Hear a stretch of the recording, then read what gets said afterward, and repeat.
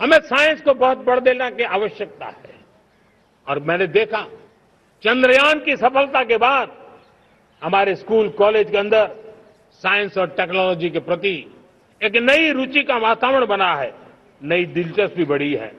तब हमारे शिक्षा संस्थानों ने ये जो मनोभाव बना है उसको नर्चर करने के लिए आगे आना होगा। भारत सरकार ने भी रिसर्च के लिए सपोर्ट बढ़ा दिया है।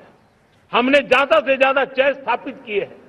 हमने नेशनल रिसर्च फाउंडेशन बना करके हमने उसको एक कानूनी परिवेश में ला करके स्थायी रूप से एक व्यवस्था विकसित की है ताकि रिसर्च को लेकर के निरंतर बल मिले और ये रिसर्च फाउंडेशन उस काम को करे।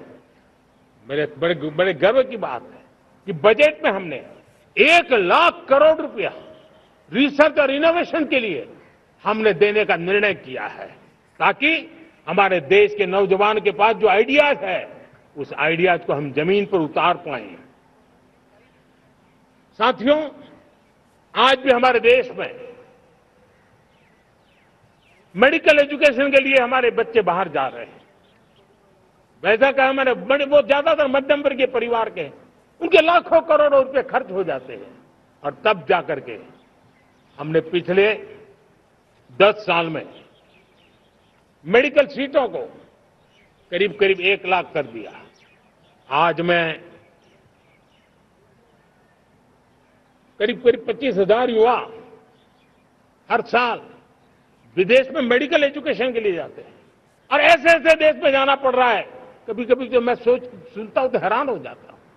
और इसलिए हमने तय किया है कि अगले 5 साल में मेडिकल लाइन में 75,000 नई सीटें बनाई जाएगी। मेरे प्यारे देशवासियों, विकसित भारत 2047 वो स्वस्थ भारत भी होना चाहिए।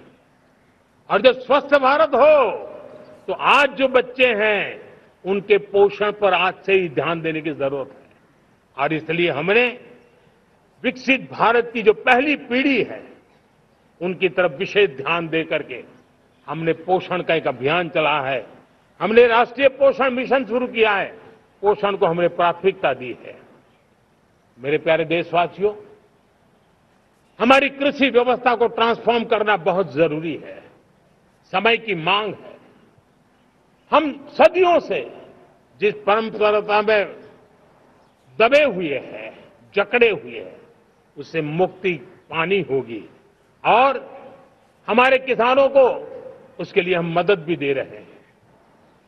हम उसको ट्रांसफॉर्म करने की दिशा में लगातार काम करते आए हैं। आज आसान ऋण दे रहे हैं किसानों को, टेक्नोलॉजी की मदद दे रहे हैं। किसान जो पैदावार करता है उसको वैल्यू एडिशन के लिए हम काम कर रहे हैं। उसके लिए मार्केटिंग के लिए पूरा प्रबंध करते हैं ताकि उसको एंड टू एंड हर जगह पे हैंड होल्डिंग की व्यवस्था हो। उस दिशा में हम काम कर रहे हैं। आज जब धरती माता के प्रति सारा विश्व चिंतित है, जिस प्रकार से उर्वरक के कारण हमारी धरती माता की शहद दिनों दिन बिगड़ता जा रही है, हमारी धरती माता की उत्पादकता क्षमता खत्म होती चली जा रही है, कम होती चली जा रही है। और उस समय मैं मेरे देश के लाखों किसानों का आभार व्यक्त करना चाहता हूं जिन्होंने प्राकृतिक खेती का रास्ता चुना है और हमारी धरती माता की सेवा करने का भी उन्होंने बीड़ा उठाया है। और इस बार बजट में भी हमने प्राकृतिक खेती को बल देने के लिए बहुत बड़ी योजनाओं के साथ बहुत बड़ा बजट में प्रावधान किया है। मेरे प्यारे देशवासियों, आज दुनिया की स्थिति में देखता हूं, पूरा विश्व होलिस्टिक हेल्थ केयर की तरफ मुड़ रहा है और तब उनको ऑर्गेनिक फूड ये उनकी प्रथम पसंद बनी है। आज विश्व के लिए ऑर्गेनिक फूड का अगर कोई फूड बास्केट बन सकता है तो मेरे देश का किसान बना सकता है, मेरा देश बन सकता है। और इसलिए हम आने वाले दिनों में उस सपने को लेकर के आगे चलना चाहते हैं ताकि ऑर्गेनिक फूड की जो विश्व की मांग है, उस ऑर्गेनिक फूड का बास्केट हमारा देश कैसे बने, किसानों का जीवन आसान बने, गांव में टॉप क्लास इंटरनेट कनेक्टिविटी मिले, किसानों को स्वास्थ्य सुविधाएं मिले, किसान के बच्चों को पढ़ने के लिए स्मार्ट स्कूल अवेलेबल हो, किसान के बच्चों को रोजगार उपलब्ध हो। छोटी छोटे खेती के टुकड़ों पर पूरा परिवार आज जीना बड़ा मुश्किल हो रहा है, तब उनके नौजवानों के लिए वो स्किल मिले ताकि उनके नए रोजगार मिले, नए आय के साधन बने। इसका एक कॉम्प्रिहेंसिव प्रयास हम कर रहे हैं। बीते वर्षों में वुमेन लेड डेवलपमेंट मॉडल पर हमने काम किया है। इनोवेशन हो, एम्प्लॉयमेंट हो, एंटरप्रेन्योरशिप हो, हर सेक्टर में महिलाओं के कदम बढ़ते जा रहे हैं। महिलाएं सिर्फ भागीदारी बढ़ा रही है ऐसा नहीं, महिलाएं नेतृत्व दे रही है।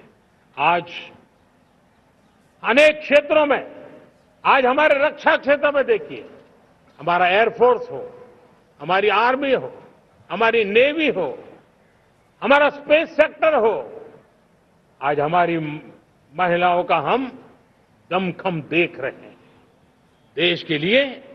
लेकिन दूसरी तरफ कुछ चिंता की बातें भी आती हैं और मैं आज लाल किले से फिर बार एक अपनी पीड़ा व्यक्त करना चाहता हूं। एक समाज के नाते हमें गंभीरता से सोचना होगा कि हमारी माताओं, बहनों, बेटियों के प्रति जो अत्याचार हो रहे हैं, उसके प्रति देश का आक्रोश है, जन सामान्य का आक्रोश है। इस आक्रोश को मैं महसूस कर रहा हूं। इसको देश को, समाज को, हमारी राज्य सरकारों को गंभीरता से लेना होगा।